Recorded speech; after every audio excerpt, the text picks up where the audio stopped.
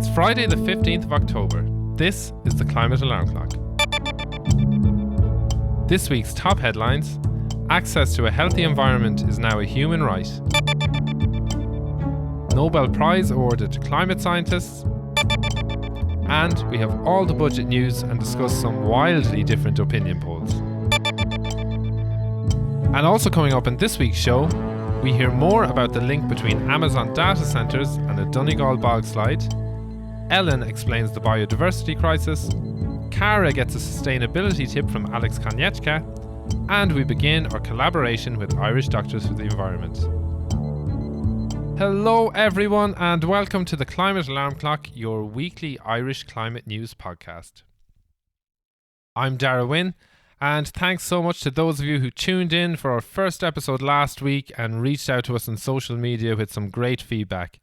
We're trying to act as a one-stop shop for climate information for the next couple of months, so we'll have some interviews, explainers and our event guide in every episode. As always, we start with this week's news, and joining me in the newsroom are Anna Pringle and Ciara Tiernan. And we're going to start with a story about the UN declaring the right to a clean and healthy environment a human right. And Ciara, I actually can't believe that this wasn't a human right before. Oh my God, Dara, yeah. I mean, when you think about the other human rights that are out there, access to safe housing, water, food, and education, I mean, it seems like, of course, a safe and clean environment would be a part of that. But the UN High Commissioner for Human Rights, Michelle Bachelet, said that she was calling for it for a long time and felt gratified now because the decision clearly recognises that environmental degradation and climate change are interconnected human rights crises. Yeah. And she went on to say about the importance of taking bold action now. So it's great that this human right is now down there on paper, but she's saying we need to push for transformative economic, social and environmental policies that will protect people and nature. Absolutely. Hopefully the resolution will springboard that into action. And slightly related to that then, Anna, we had some climate scientists being awarded a Nobel Prize last week. Yes, Dara, we did. 3 scientists received the Nobel Prize in Physics, and I think it's the first time that climate scientists have been explicitly recognised for their work. And it's all about, a lot of the work is about understanding how the Earth's climate is changing and pinpointing the effect of human behaviour on those changes. So it does really relate back to the human rights issue as well, because all of those things are so connected. And in particular, what one of the scientists said in a speech then this week. Yes, so Italian physicist Giorgio Parisi, he was actually talking to a COP26 meeting in Italy of parliamentarians there, and he made very clear to that meeting that he sees the increase in GDP and the focus on the economy as absolutely in contrast with climate goals and achieving climate goals. Yeah, so to take it back to that human right and the call for bold action to push transformative economic policies, this Nobel Prize winning physicist is saying we need huge changes in our economic policy that better aligns with the physical reality of the world that we're living in to actually deliver that human right of a clean, healthy, safe environment. Yeah, he's looking at it from a complex systems point of view. He won the prize for understanding the interaction between disorder and fluctuations in physical systems. I'm not sure I understand what that means, but anyway. But his point that he made very clearly was that humanity has to make essential choices. And he talked about how, for example, GDP includes things like tobacco, the effects of air pollution. All of those things are counted in GDP, so it's not really compatible with having a livable planet. Speaking of GDP, we had the budget for 2022 announced in Ireland this week. Anna, what was in there from a climate perspective? Yeah, well, we had a lot of coverage of the budget all week. There were a few sort of striking things that I noted from a climate perspective. One was that Paschal Donohoe warned that the world is burning, so it was quite dramatic language that he used. But he got a bit of criticism for saying that carbon tax was the main response to that. There were provisions made for retrofitting, carbon taxes going up, more charges on petrol and on VRT for cars. And then an interesting initiative on the youth travel card, where travel will be cheaper or half price for people up to the age of 24 on public transport. Yeah, which I personally have mixed feelings about, because on the one hand... Is that because you're too old, Dara? So on the one hand, it's a positive development, and it's something that Corlin and Nogue were pushing for. So it's great to see that the youth involvement in our democratic process is actually bearing fruit. But then on the other hand, why is this ticket not for everyone? So in Malta this week, it was announced that there's free bus transport for everyone, free public bus transport. I think that's kind of the level of ambition we need. And then there's part of it for me is that it's kind of like, well, the older people have their cars, so we leave them at it, and the young people need to get on the public transport, and they're the ones that are going to solve everything, which isn't really the case.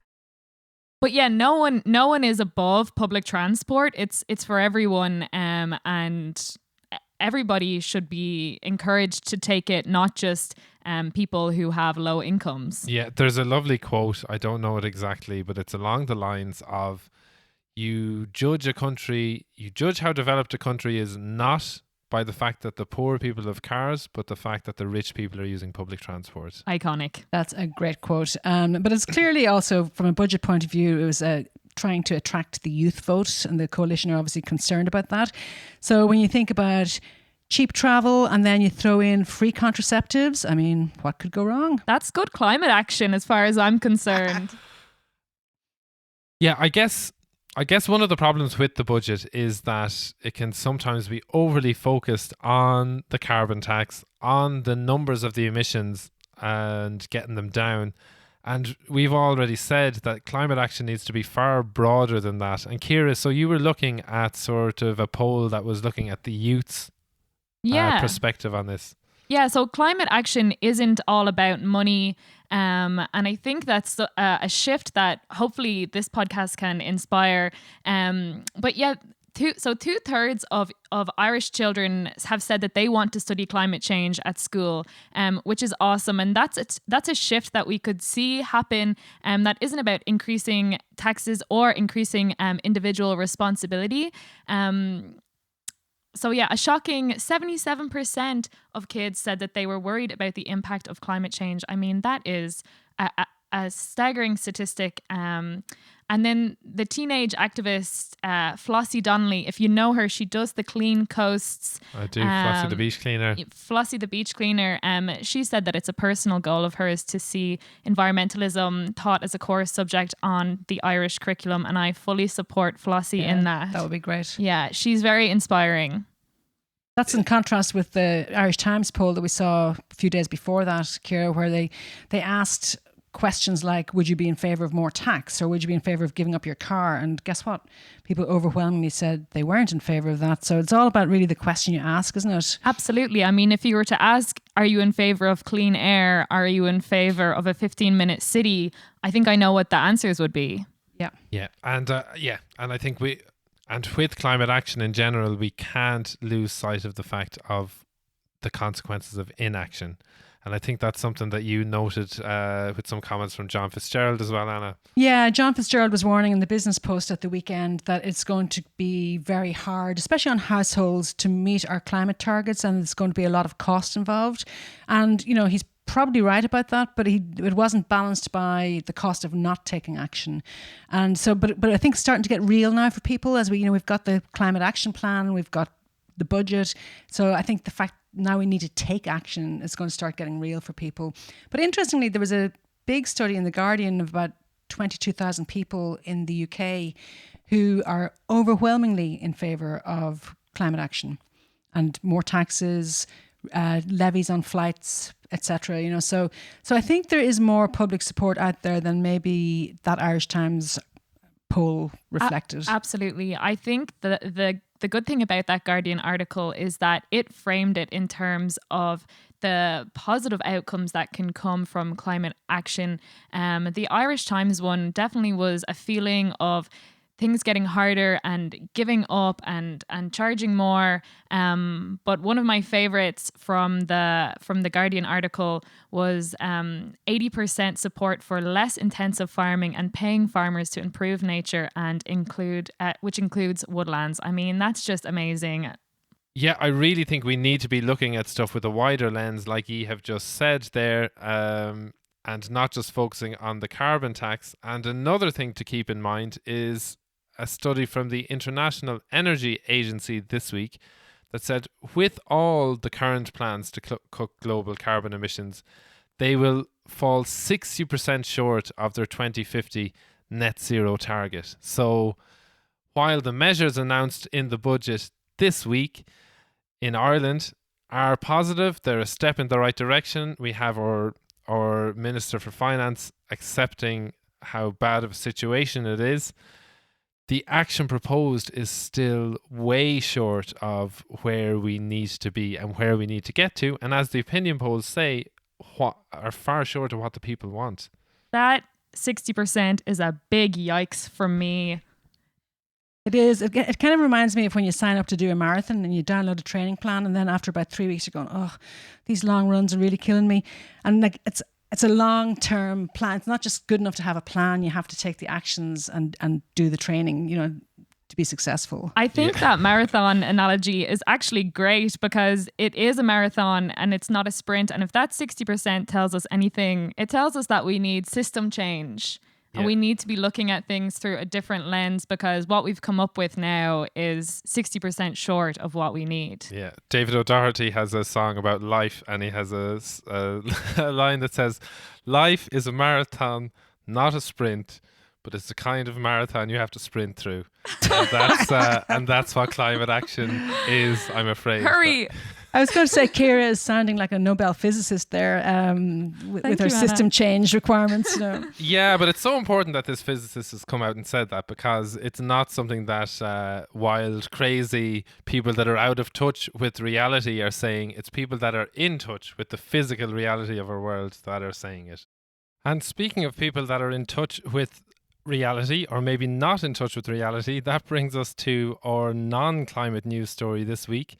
And I think you had a couple of contenders, Anna. What was the best one? I had a couple of good ones this week, Dara.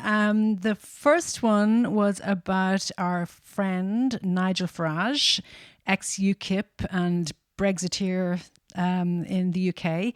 And Nigel got a bit caught out this week. I don't know if you saw the video. I did. I saw it numerous times. Well, I have to say I watched it several times myself just for pure enjoyment. But Nigel, apparently one of his gigs now is he takes money to send happy birthday messages to people. So Nigel was, I want to say conned, I don't know if it's the right word, but he was paid by some Irish person to say happy birthday to their friend. And in the course of doing that, he toasted the friend and finished off with a rousing "Up the Ra." I hope you enjoy a few pints with the lads tonight. Up the Ra. Yes. So Anna, what does this have to do with climate change? I don't know, but I just needed to include that story this week, Tara. No, I mean, it's an example of someone with influence or a celebrity, taking money to say something that they either don't understand or don't believe in, unless Nigel is a secret Ra supporter, which I doubt.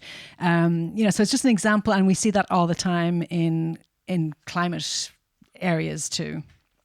Yeah, we do see it all the time in climate areas, and there's been a notable example of that in the last number of weeks in Ireland with a car company's new SUV being endorsed by a number of celebrities who are talking up its sustainability credentials because it's a plug-in hybrid. So the parallel is that there are people being paid to say something which probably doesn't align with their values. I assume the celebrities do care about the planet, but we've talked about the scale of the challenge we're facing in this news roundup today, and I don't think buying an SUV to do the school run is going to cut it, whether it's a hybrid or not, unfortunately. So that's it from the newsroom this week at the Climate Alarm Clock. Anna will be back for part 2 of the Meme Bog story, and Ciara will be back with the Irish Enviro Event guide. And also coming up, Ellen explains the biodiversity crisis, and Cara from the Book of Leaves continues her collaboration with us with a chat with Alex Konieczka. But first, on to the second of our collaborations.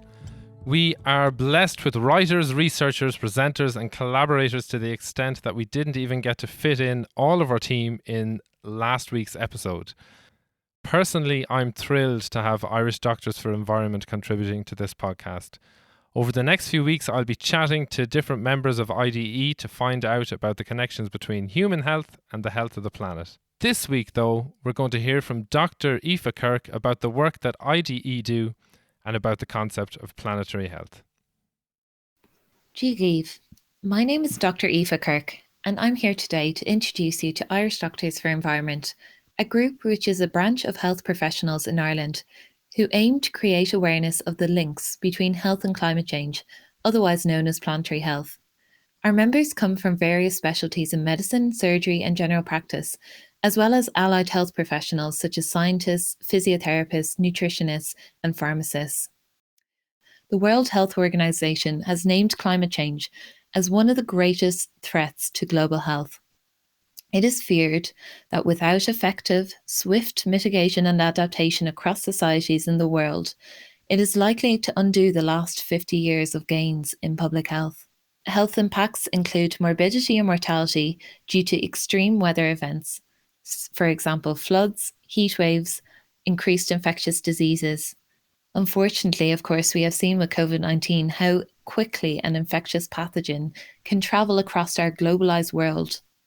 Indirect health impacts include those related to food and water insecurity, such as undernutrition, disruption of healthcare services, mental health ramifications, and even increased conflict. Irish Doctors for the Environment has been involved in a wide breadth of activities since its inception in 2018, early 2019. Examples of the work we have carried out include working within our hospitals and GP practices to make practices more sustainable, successfully campaigning for local and national initiatives, for example, improving cycle routes, participating in global climate strikes, and working alongside international NGO groups and national groups, for example, the Climate and Health Alliance, Healthcare Without Harm, and Planetary Health Alliance. We're also involved in the European Public Health Conference in November 2021, where we'll be hosting a shared pre-conference event with the Royal College of Surgeons Ireland on climate change. And at both a national and international level, we strive for improving policy through submissions to public consultations and directly engaging with government representatives, along with hospital management and policymakers. Irish Doctors for Environment is a group that was originally formed out of a concern about the impact of environmental degradation, biodiversity loss, and climate change will have on human health. However, we're also incredibly motivated by the health co-benefits that could be realised through effective mitigation and adaptation, which mean cleaner air, greener cities, healthier diets, and healthier population. If you'd like to get involved with us or just want to learn more, please check out our website at www.ide.ie, sign up for a newsletter, or check out any of our social media channels, including our Twitter account at irishdocs.env. We hope you can join us on this journey.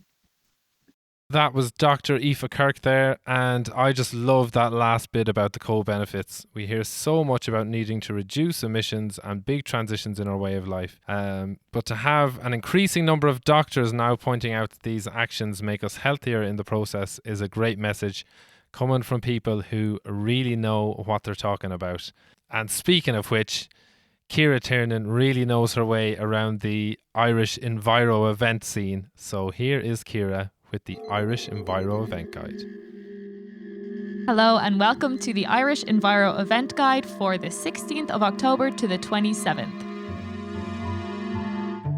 You can tune in to County Carlow's Blackstairs Nature Biodiversity Day, which is a live-streamed event taking place tomorrow, Saturday the 16th, from 9:30 to 5 at Huntington Castle.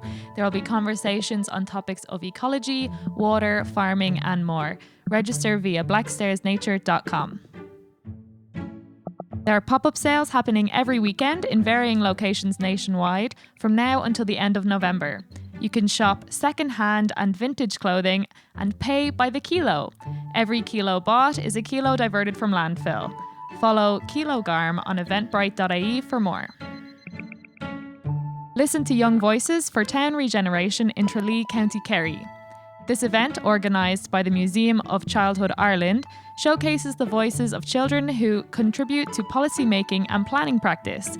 It takes place on Monday the 18th of October from 2 to 5 in Tralee Square. Register through eventbrite.ie. Show your solidarity with school children by joining Fridays for Future Dublin in their global climate strike on Friday the 22nd of October starting at 1 p.m. If you're over the age of 21, you can volunteer as an event steward. Follow @SchoolStrikesIE on Twitter for more. If you're interested in sustainable agriculture, the Burren Bio Trust are hosting a series of online and in-person events from Wednesday the 20th to Sunday the 24th as part of the Burren Wintered School Programme. In-person events will include farm walks, music and poetry. Check out farmingfornature.ie for more. You can attend an environmentally themed evening as part of Clonus Film Festival in County Monaghan on Saturday the 23rd of October from 4 to 6. This event will be hosted by local environmentalist Brian O'Donnell and will screen Irish language pollinator film Plan B and the short documentary The Kilrooski Loch Cluster. Tickets are €5 and available on eventbrite.ie. The Irish Wildlife Trust Dublin are hosting an annual guided event in the Phoenix Park on Sunday the 24th of October at 11 a.m. You will learn about and hopefully see deer put on a display of their maleness as they literally lock horns to show who is the most fitting mate. Check out Irish Wildlife Trust's website for details.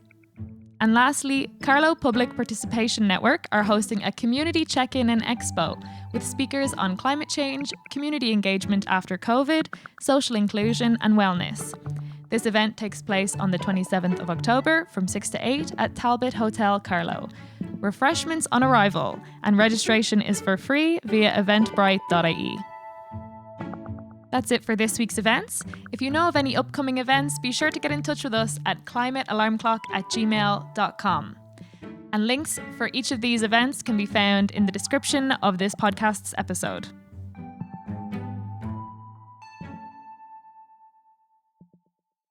Some great events there this week, lots of them linked to biodiversity, which Ellen will be talking about a little later here on the Climate Alarm Clock, Ireland's weekly climate news podcast.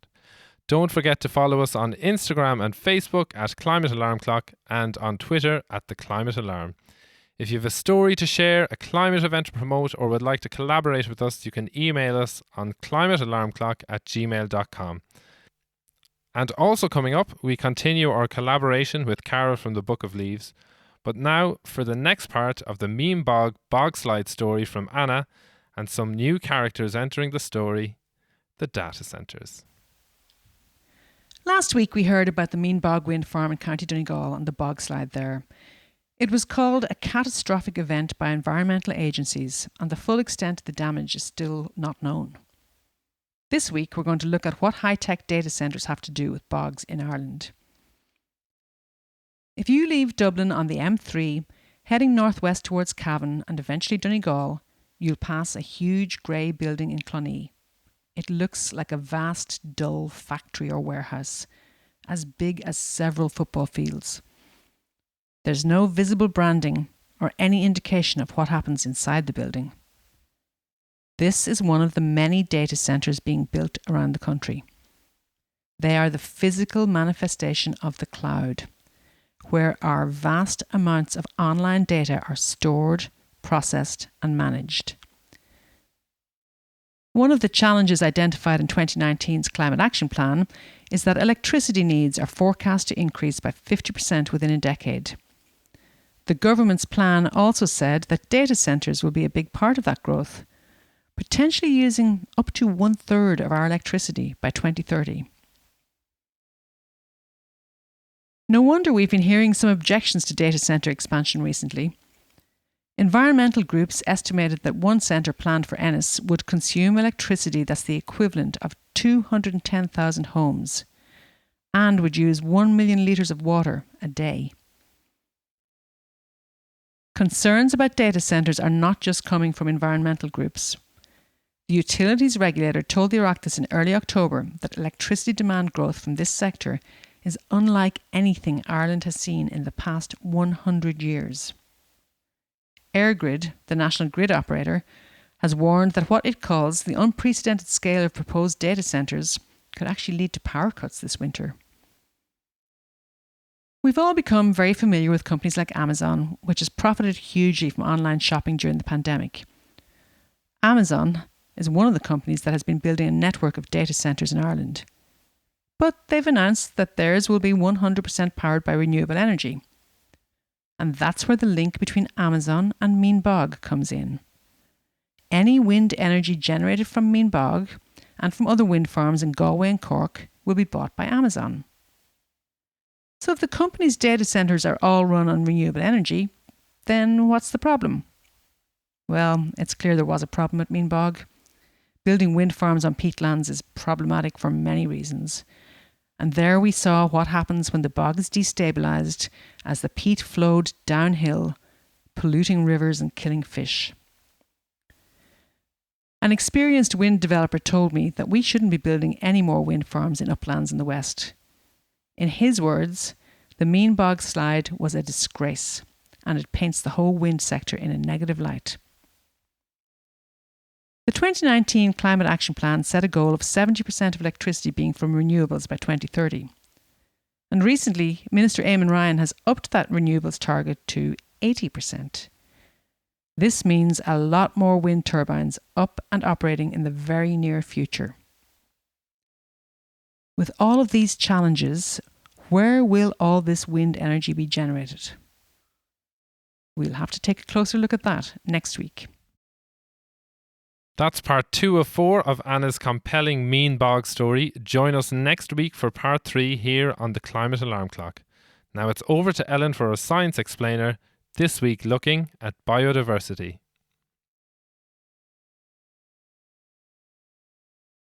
For our science explainer this week, we're discussing the biodiversity crisis. And to do that, we first need to understand what biodiversity is and why it's so important. Broadly speaking, biodiversity refers to the variety of life on Earth. This includes everything from the diversity of genes within a species to the diversity of species within an ecosystem and the diversity of ecosystems themselves. Our planet has a range of ecosystems like forests, peatlands and deserts, and it's estimated that over 8 million plant and animal species live in them. Healthy, biodiverse ecosystems are essential for life on Earth as we know it. They provide food, clean water and clean air. They cycle essential nutrients, create new soil, provide flood controls, absorb carbon and decompose dead matter. The list goes on and on. But of course nature is not static, it is complex and dynamic. Storms, floods and volcanic eruptions all affect species and ecosystems in the places they occur. And throughout human history, people have interacted with and impacted on the world around them. Healthy biodiversity makes ecosystems more resilient to these pressures, but something has changed. The speed and scale of human activities has exploded, especially since the mid-20th century, and many species and ecosystems are no longer given the time or space they need to replenish, regrow and regenerate.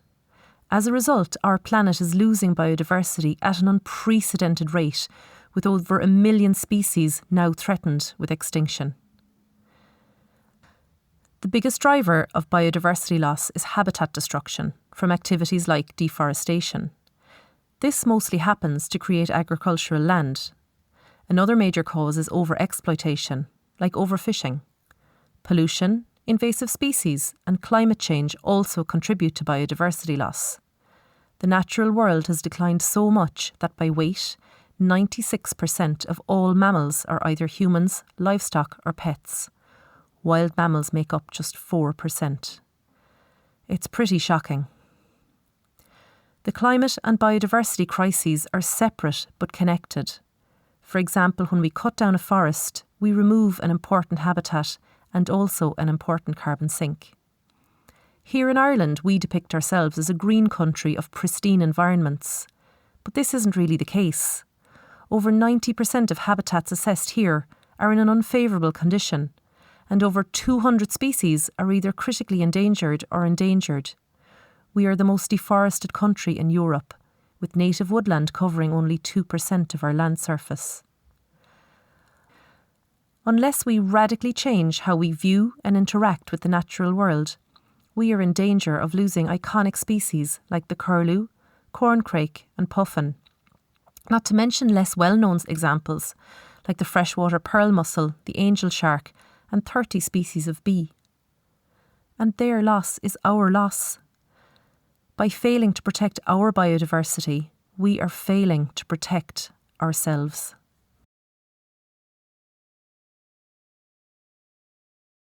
That's Ellen Hegarty there, who personally I think just has a great talent for delivering bad news in a very listenable and eloquent way.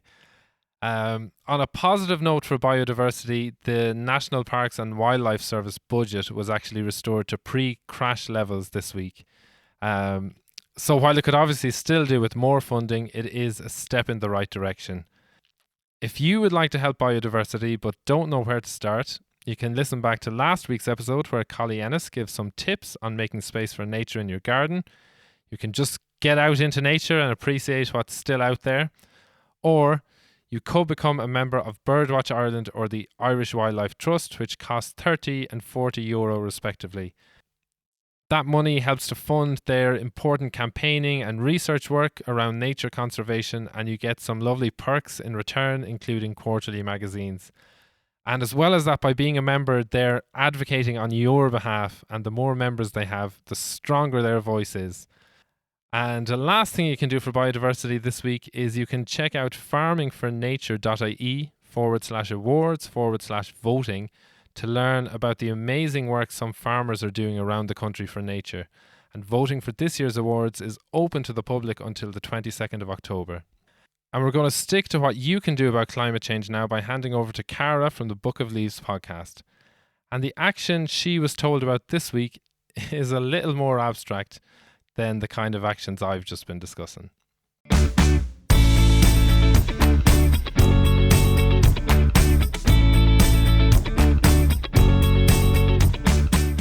Hi everyone. This week I am going to share a snippet of a conversation I had with Alex Konieczka, who is an ecologist and environmentalist. They hosted a foraging walk in Wicklow last weekend, which you would have heard advertised as well in the last episode. But not every leaf that we take out of people's books is all practical tips like using a keep cup or swapping to a bamboo toothbrush. Some of it is kind of about mindset change rather than practical changes as well. And Alex had a really good leaf to share about a mindset change. So I will let Alex share her leaf and hopefully you get something out of it. So, Alex, can you share with us your leaf that you would suggest people add to their own book? Sure. I think the basis for tackling climate change or living eco in general is to understand your own values and beliefs. Because when we are conscious of other living things, I think it's only instinctive then that we feel empathy for the planet and other beings and then start making choices that don't do any harm.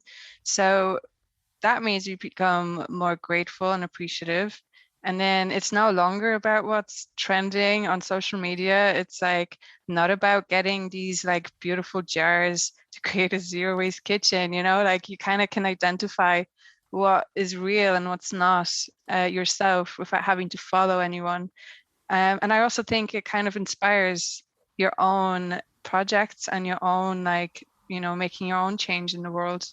So, you know, you're not just buying like whatever, you know, you see on social media. So I think that's probably my leaf that I could offer to others. That's nice. Oh, that's so lovely. Getting in touch with your own values and doing things for yourself. I think it'll probably last longer that way. Yeah. I think it can have more of an impact because, like, I guess if you're like, I think social media is amazing, but then sometimes if you're, I don't know, like you can be inspired by it, but you can also be like feeling bad because you're comparing yourself. So like, I know when I saw, like, I love zero waste and stuff, but I think it was a phase of like zero waste everything, that everything is like in glass now. And, you know, like it's not about throwing everything you own out and replacing it. It's more about like doing the actual sustainability thing that might not be pretty. You know, you might be using like jars that you had for 10 years, you know? So I think it's just a little bit different between like what looks sustainable and what is sustainable. And you can identify that yourself if you're in tune with yourself. Nice. So there you go, guys. Explore your own values and carry out actions that align yourself with them. And I guess they will last longer, be true to you, and possibly save you money in the long run as well. And as I said, Alex will be on this upcoming episode of Book of Leaves if you want to hear more of her story. But make sure to follow her on _IE on Instagram to keep up to date with her shenanigans. See you next week.